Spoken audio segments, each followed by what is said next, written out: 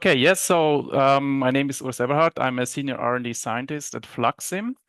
And well, FLUXiM is a small company in Switzerland that was founded about 20 years ago by Beat Rustaller as a spin-off of the University of Applied Science of Zurich in Winterthur, which is in the greater Zurich area here.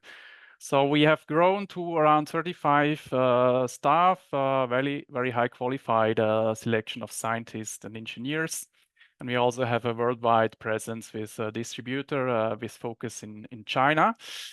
And so what do we do at FLUXiM? Our main motivation is to provide enabling tools for the R&D, not only in academia, but also in industry, in the fields of emerging optoelectronic devices.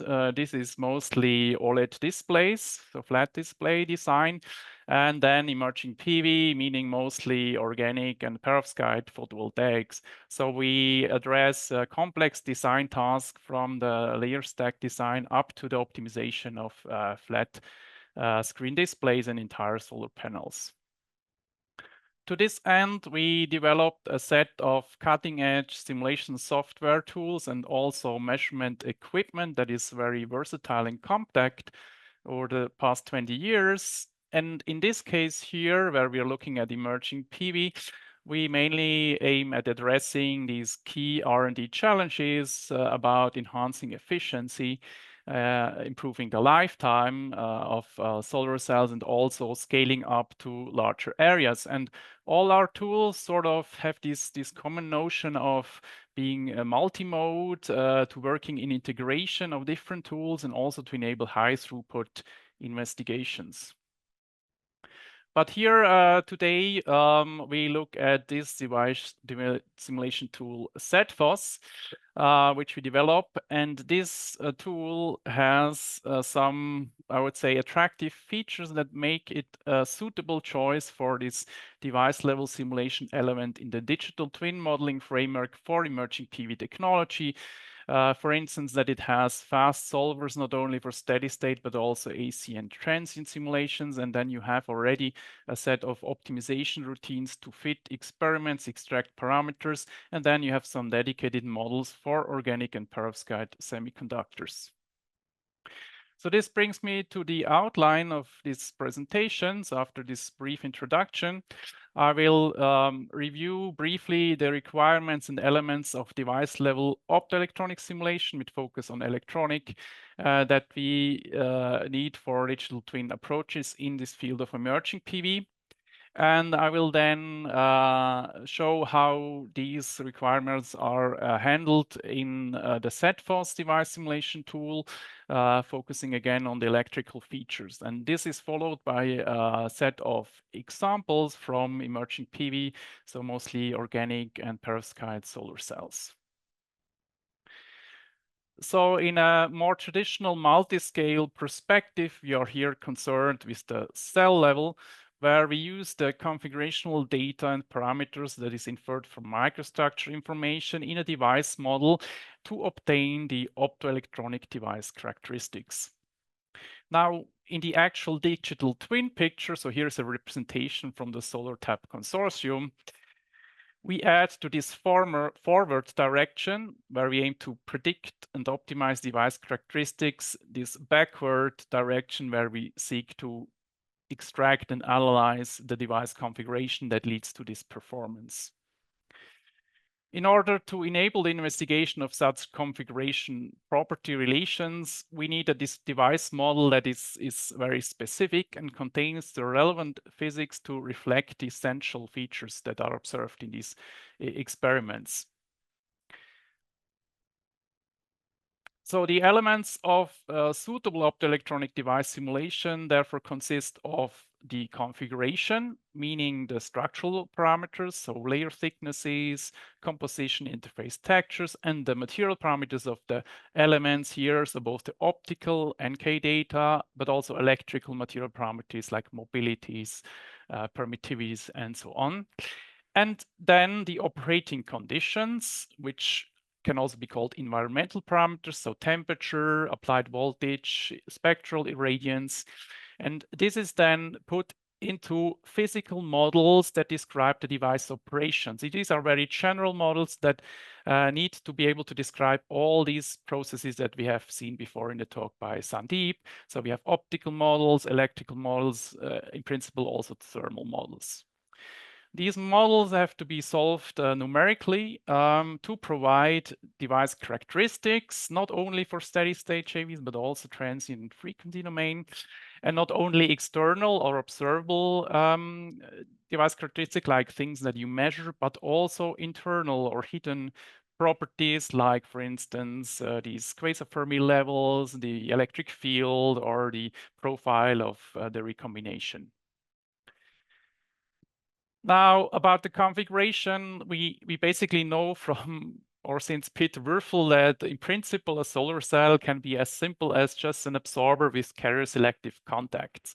Now, in reality, most emerging PV devices are a bit more complex in that they at least have some additional element in the form of charge transport layers that are used to enhance the selectivity of the contacts and also to passivate these contacts. So the main elements that we then have are the bulk of these layers and the interface between the layers. Then we have the processes, and here we saw yesterday all the optical properties that need to be taken into account. And today, Sandeep introduced all the electronic processes, which is more the focus of this presentation also. And looking at the electrical simulation framework to consider these processes, there is not just drift diffusion in principle. You could also go to a more microscopic description where you then would even consider the microscopic configuration, the energy landscape, and so on.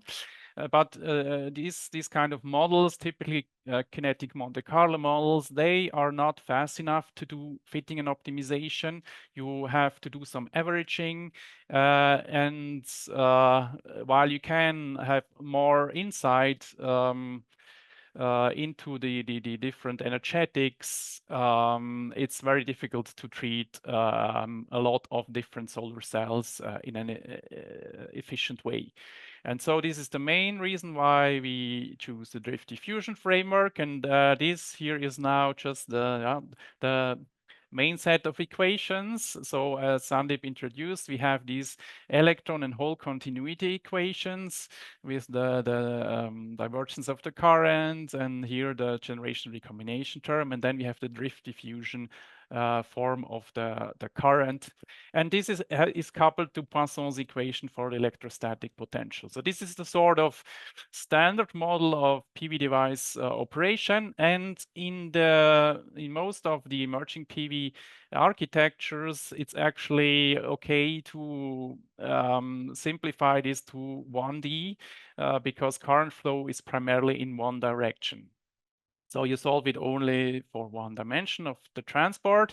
You need to get a self-consistent solution of the equations for the charge carrier densities and the electrostatic potential.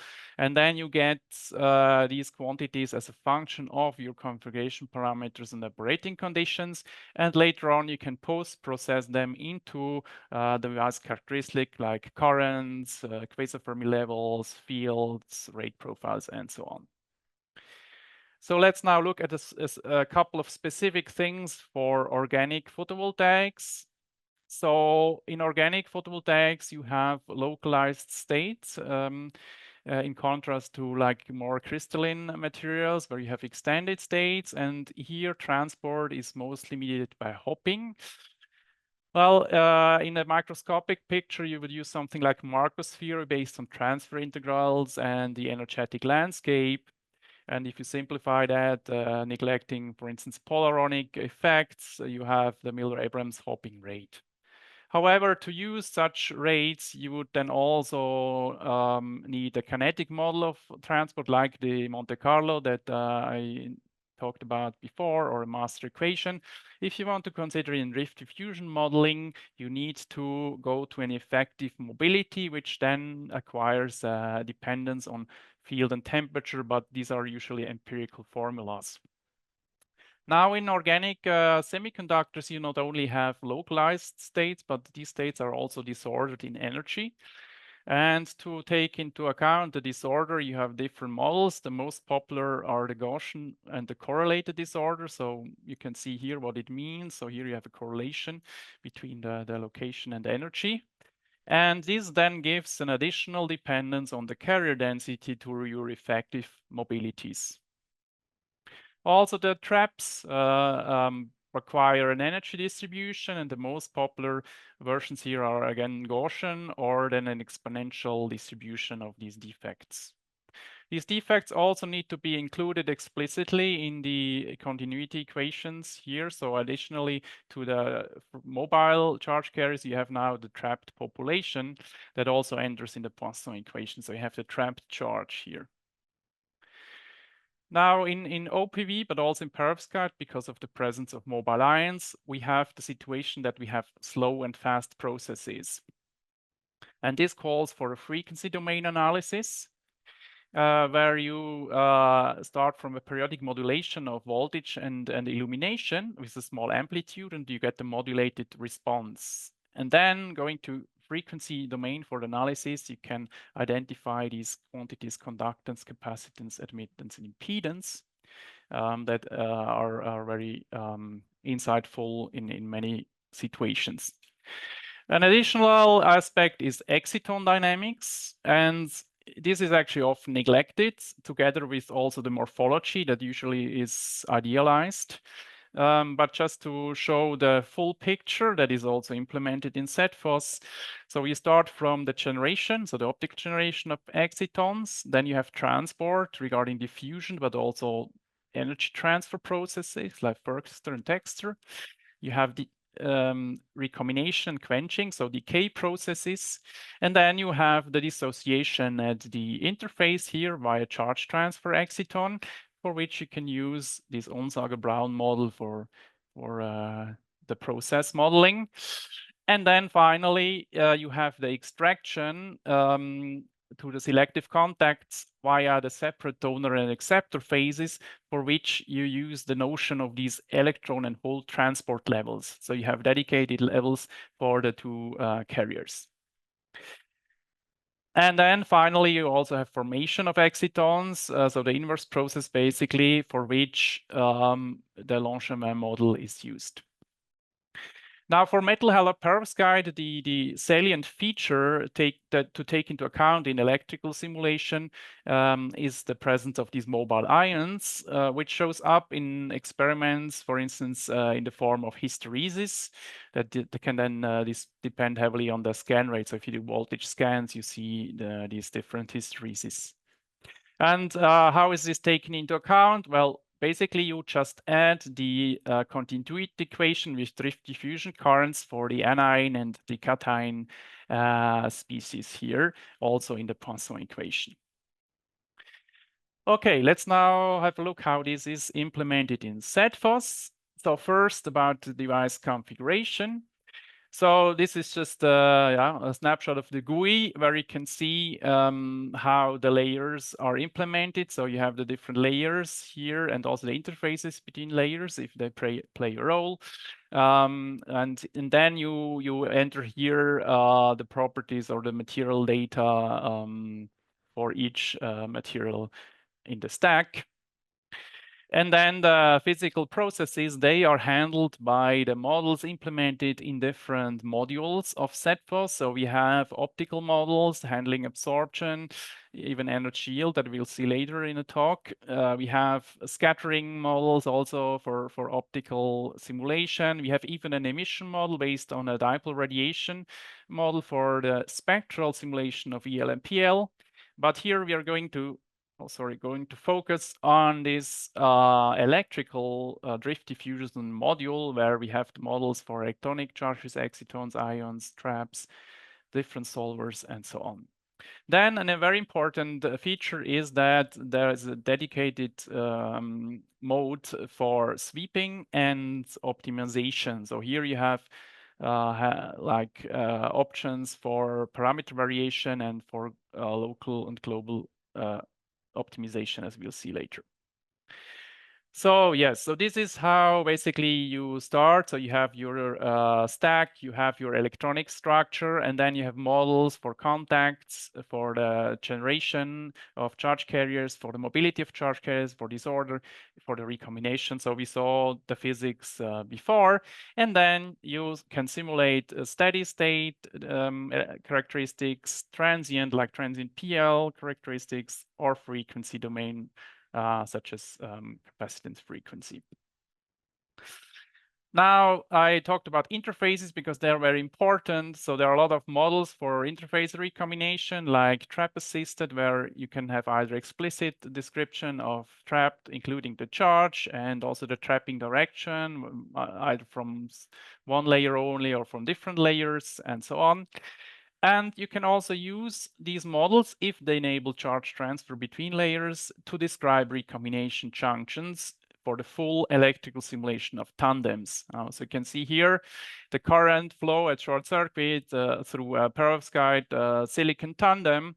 So you have here the perovskite, and then you have basically a change between electron and hole currents, and the total current here is conserved. So you can model steady state experiment. This is one of the modes. For instance, external quantum efficiency of filtered subcells of a tandem here, perovskite silicon tandem, including all the different loss mechanisms that you might have in your device already at short circuit. So giving this kind of additional contribution to the recombination. And basically you do this by sweeping monochromatic light here that is defined in the absorption settings via the sweep mode here. Sorry. Then there is the optimization and fitting, where you can basically use any kind of input parameter and any output quantity as targets here. And then you have a set of global and local algorithms for optimization, like Levenberg-Marquardt or even Bayesian here, to basically extract the parameters that give you the best fit. So here in this case, you provide as a target the JV curve that you measure. You do a sweep here over voltage, and then you adjust your parameters of the full simulation to fit the JV curves. And you can actually combine also different kind of targets, as we'll see later. So transit experiments can be modeled by actually defining here the transient signal that you apply in the transient mode. Also here, this is a transient PL, so you can define the illumination signal here, the blue LED illumination, and then, for instance, sweep over the intensity of this illumination to get the dependence of the decay of the signal on the light intensity. Now, this was for light intensity. We can also sweep the voltage to get voltage scan. For instance, if you have mobile ions, if you want to get these hysteresis curves, but also to look at the transient ion profiles and how they change or they differ from the steady state ion profiles. And then you can also have different combinations of signals. So not only one type, you can have also a voltage signal and illumination signal, for instance, for these CLIF experiments or the charge extraction under linear increasing voltage. And you can always use all these modes or different types of numerical experiments to fit the actual experiment using optimization. Then there's the frequency domain. So for instance, here, the capacitance versus frequency or the impedance spectroscopy results that is used to analyze, for instance, traps in OPV or mobile ions in perovskites. And again, this can be also used in the optimization. And then there are dedicated tools like IMPS and IMBS mode for modulated experiments, and this can also be used for fitting. So let's have some examples here showing how the tools are used. So parameter extraction, we already heard that in the talk before. So fitting JV curves to get the model parameters of this simulation model. So you have all these parameters that you can in principle vary. However, the problem is that sometimes when you vary parameters, they have the same or more or less the same impact on the device characteristics. So here in this case, mobilities and trap density, if you increase them, they have the same fingerprint. However, if you combine this with a transient and an impedance experiment, you see that actually these two parameters have different fingerprints in these different modes. So you can use the additional information from transient and impedance to actually distinguish between the impact of these parameters. And then if you have like a variation of JV curves, you can figure out what is responsible for the variation. So we have heard also about the problem of correlation and ambiguity in parameters. This is one of these examples where you have two quite different sets of parameters that reproduce the JV curve in a very similar and very good fashion. So you have a similar fit, but very different parameters. And this is because the parameters are correlated. And this correlation can actually be quantified. So you can get a correlation matrix from the fitting routine. And you see here that indeed, so deep blue or 1 is very strong correlation, and white or 0 would be uncorrelated. And there's a lot of deep blue here if we fit the parameters only from the JV curve. Now we have already seen adding experiments helps, and for that we have actually the combination of SETFOS device simulation with our PIOS instrument that can do all these experiments in a very consistent fashion and also very fast. And now if you use all these experiments, you can reduce the correlation strongly. So you see that now actually most of it is either light. So you have not a strong correlation, so you have a much more robust parameterization. Then you can actually use this parameter variation to analyze loss mechanisms. So starting from a base case, you have just absorber and then contacts, you add non-idealities like an extraction barrier, non-aligned contact, low mobilities, high recombination, traps, deeps and shallow. And then you check how these different non-idealities show up in the different experiments regarding the key figures of merit that you extract. So here you get then a fingerprint of what happens for a certain non-ideality. As an example, we have these three different experiments, JV curve. So you see already a variation, the corresponding impedance measurements, and the transient photocurrent measurement.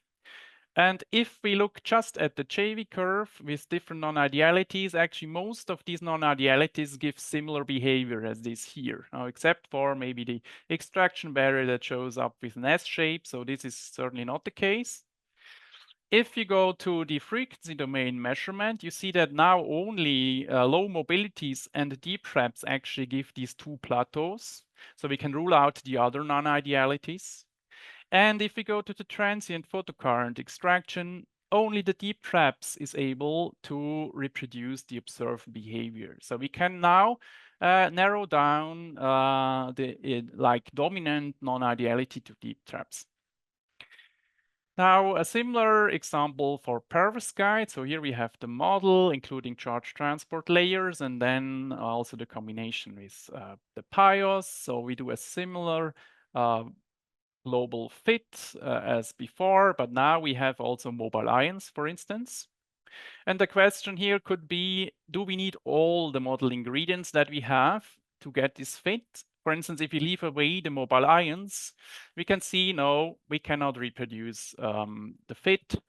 If we leave away one mobile ion species, so only one of anions or cations are mobile, yeah, that's decent. So there's not much of a change, or qualitatively the picture is still the same. But without traps, we are not able to reproduce all the fits of all the experiments. And then again, we can look at the optimization potential from the parameter variation. So what happens to the figures of merit if we change different parameters of the model? How much can we gain in terms of performance if we try to improve, for instance, the material quality of the perovskite? How much potential do we have there? Now, as I mentioned, mobile ions are very important for perovskite PV, and one question that came up was, what is the impact if you have an excess concentration of formaldinium iodide here in this composition? Because there were some issues encountered, and so a model was made for this device. And well, the experiment with the different concentration of excess formaldinium iodide show very strong decrease in the performance here, and also a change here in the impedance signature. So these were two different experimental fingerprints, and now the hypothesis was that this is associated with an increase in mobile ions, and so this was then simulated. So here we vary the concentration of mobile ion, and indeed you can observe very similar behavior, which basically confirms the hypothesis that this is related to the mobile ion concentration. Then we have seen here already in the previous talk the parameter extraction using machine learning. Something similar was also performed here in collaboration with ZHW. So it's for a simpler device. It's just a PIP device that was previously investigated just using standard fitting. And now the SETFOS model was used to generate synthetic data to train a machine learning model, so kind of a surrogate model. So this was performed in the group of Evelyn Knapp, etc. And so the different samples that were used were like different thickness, intrinsic layer thickness samples, these three different measurements, and then a lot of configurations were generated using SETFOS, both for training and for testing. And this is possible because it's actually quite fast to generate such a sample even on a laptop. For the machine learning model, XGBoost library was used. Here you can see how well the input parameter was actually recovered. So how well the predicted and the actual inputted value of the different parameters coincide. And actually there is some spread here for some of the parameters. Not all of them were extracted equally well. And then this trained machine learning model was applied to the measurement directly to extract these model parameters. And then, of course, the forward simulation was performed. And the result is quite good for the JV curve and also the impedance with frequency sweep. So in this case, the direct application to the measured data worked very well, but in the impedance with voltage sweep, there's only like a qualitative agreement. So the trend is fine, but there is no real quantitative agreement. So let's now have a look at a few results on tandems, because SETFOS can also handle tandems. So this case is for all perovskite tandem from TU Eindhoven. that we investigated within the Super Tandem project. And here you can see the optical stack for optical simulation. So we're using transfer matrix method. And what was special in this case that we also included photon recycling luminescent coupling. Unfortunately, it's not yet in the release of SETFOS. And for the electrical simulation, yeah, we consider the standard drift diffusion processor, but including mobile ions, and then of course the recombination junction. So in this case, we also used a set of different characterization experiments, not only on the full devices, but also on partial stack, like transient PL, to get bulk defects in the wide bandgap, or a larger stack, so the PLQI measurement on this larger stack to get the interface defects. For the wide bandgap. For the narrow bandgap, we looked at the thickness dependence of the short circuit current and also the injection dependence of the external LED quantum efficiency. So very different experiments, and then the rest of the parameters was obtained from a consistent fit of the subcell EQE and also the subcell and the tandem JV curves together. So learning from the finding that we need a combination of different experiments to have a robust fit. So from that, we can then do loss analysis, not only the standard optical loss analysis for external illumination, in this case, also of the internal emission. So we can see how much of the emitted light is reabsorbed in certain layers, so leading to photon recycling and luminescent coupling in this case. But then, of course, also electrical loss analysis. And so the electrical loss analysis starts at the optical limit, where basically transport is idealized. So on that limit, you can see the effects of luminescent coupling and photon recycling quite nicely. And then if you go to the actual transport, so using the drift diffusion now, you can see a similar VOC and also VOC enhancement from photon recycling, but a lower fill factor. And so, of course, the question is, what is the reason?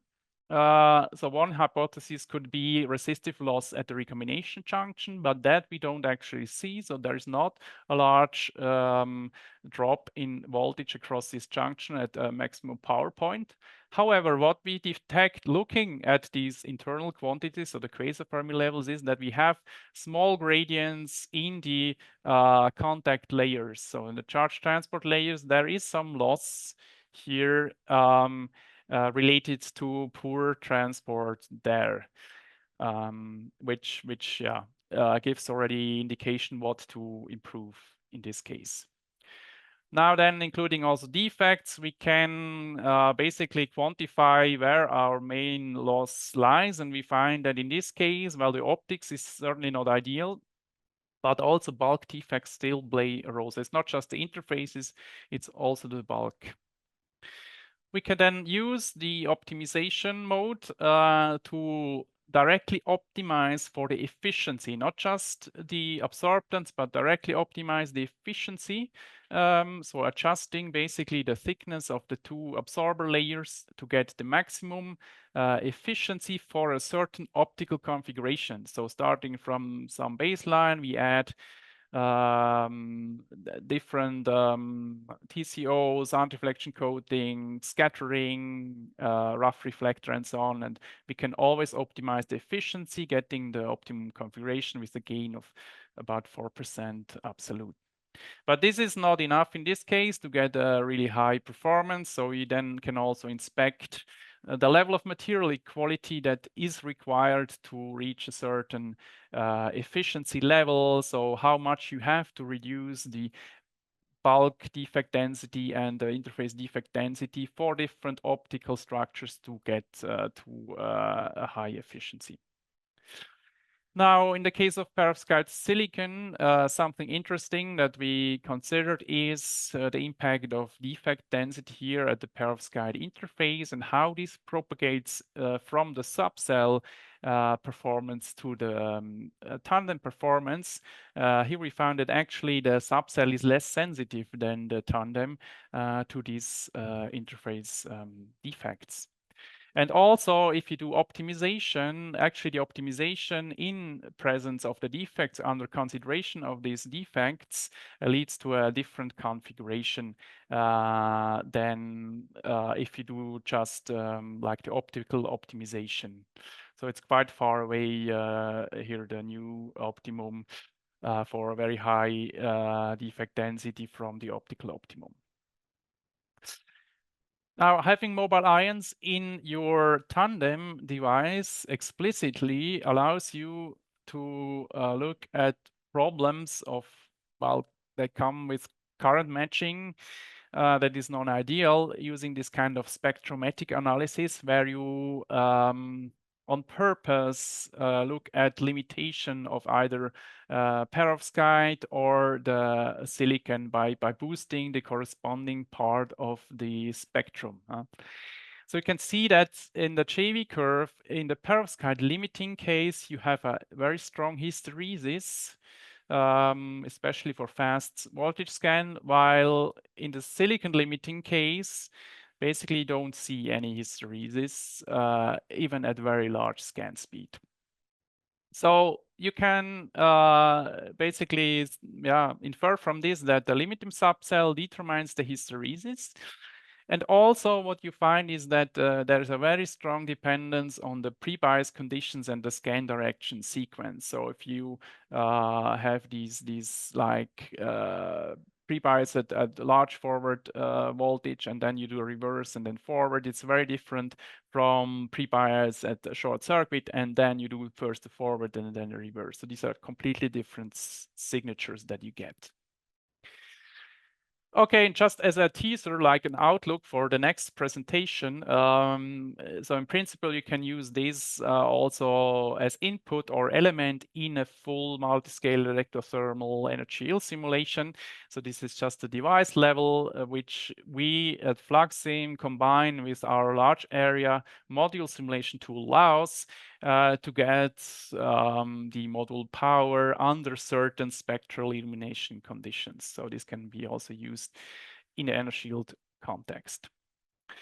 So yeah, this brings me to this summary. I hope that I could give you some insight into what is required regarding device simulation for digital twin. So you need a fast and versatile and featureful physical modeling framework to capture and properly reflect these configuration property relations that you want to explore.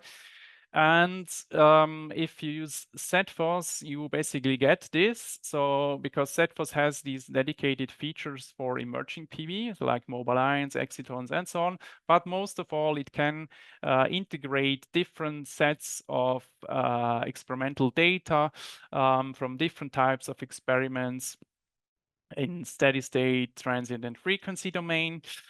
And you can use the tool to perform a comprehensive loss analysis after this robust parametrization. And then also, according to what you find here in the dominant loss, you can optimize your devices even in multi-junction configuration.